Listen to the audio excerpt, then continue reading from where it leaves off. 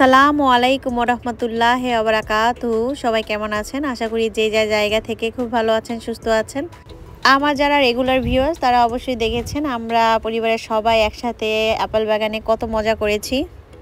অনেকটা সময় আপেল বাগানে কাটিয়ে এখন বের হয়ে যাচ্ছি খাদ্যের সন্ধানে।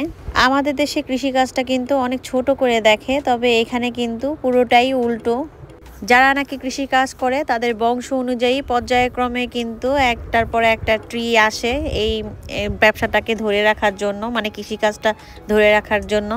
এই আপেল বাগানে যারা যারা নাকি কাজ করে তারা কেবল টাকার বিনিময়ে কাজ করে তা না, তারা কিন্তু এই গার্ডেনের মালিক।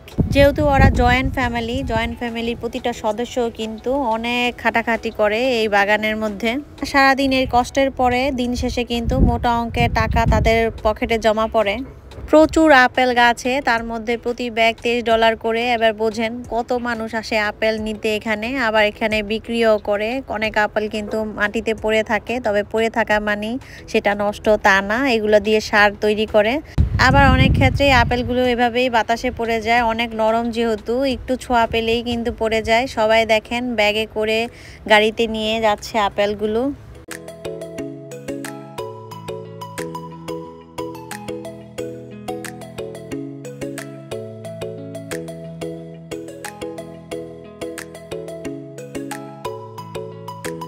এই আপেল বাগানটা এতটাই বড়, গাড়িতে ঘুরেও আপনার অনেক সময় লাগবে পুরো বাগানটা ঘুরে বেড়াতে। আর সেই সাথে কিন্তু পাহাড়ও আছে, দূরে অনেক বড় বড় পাহাড় দেখা যায়। আর এত ভালো লাগে কি বলবো।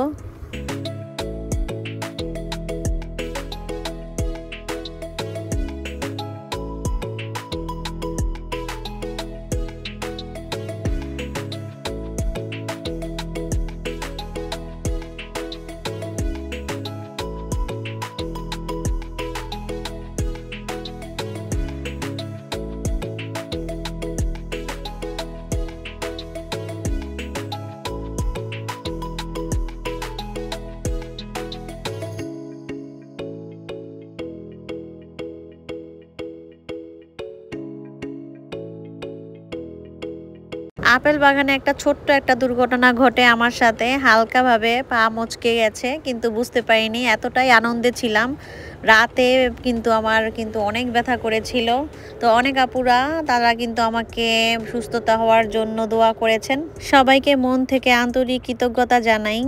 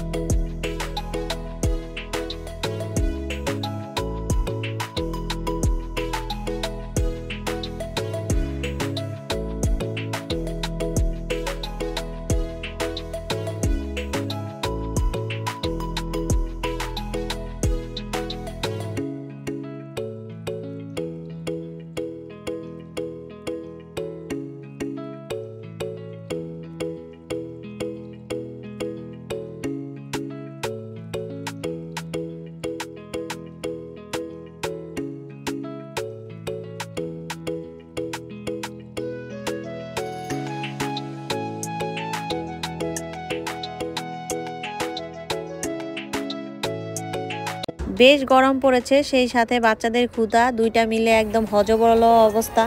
খাবার সন্ধান করতে বেশ দূরে আর যেতে পারবো না, তাই এখানে একটা রেস্ট এরিয়া আছে যেখানে খাবার পাওয়া যায় কিছু। এখানে বাচ্চাদের জন্য দেখেন এখানে বাবলের ব্যবস্থা করেছে, যার যার মতো এখানে বাবল নিয়ে খেলা করতে পারবে।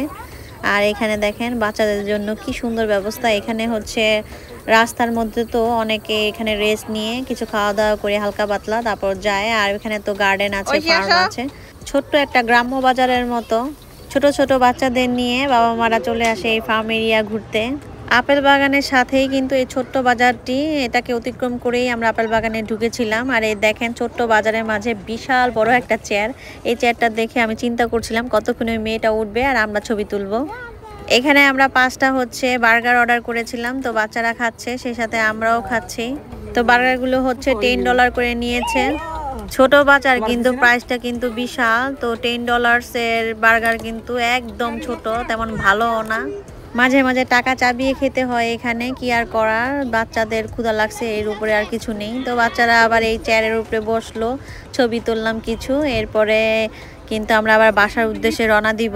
পৃথিবীতে যেখানে যা খাই না কেন, বাসায় এসে বাসার ঘরের রান্না খাওয়ার মজাই আলাদা। যেহেতু আমি বার্গার খাই নেই, অর্ধেকটা খেয়েছি, আমি ফেলে দিয়েছি, অর্ধেকটারও কম খেয়েছি, আমার কাছে মোটেও ভালো লাগেনি।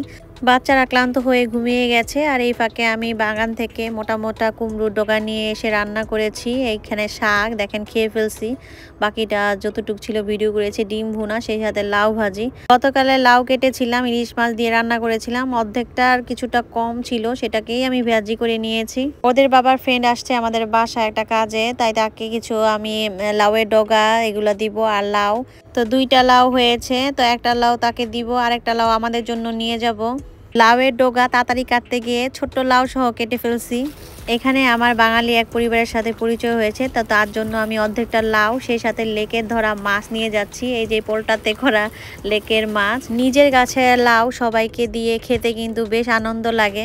আর যেহেতু শনিবার রবিবার ওদের বাবা বিজি থাকবে, তাই রাতে আবার চলে আসলাম ওয়ালমার্টে কিছু কেনাকাটা করতে।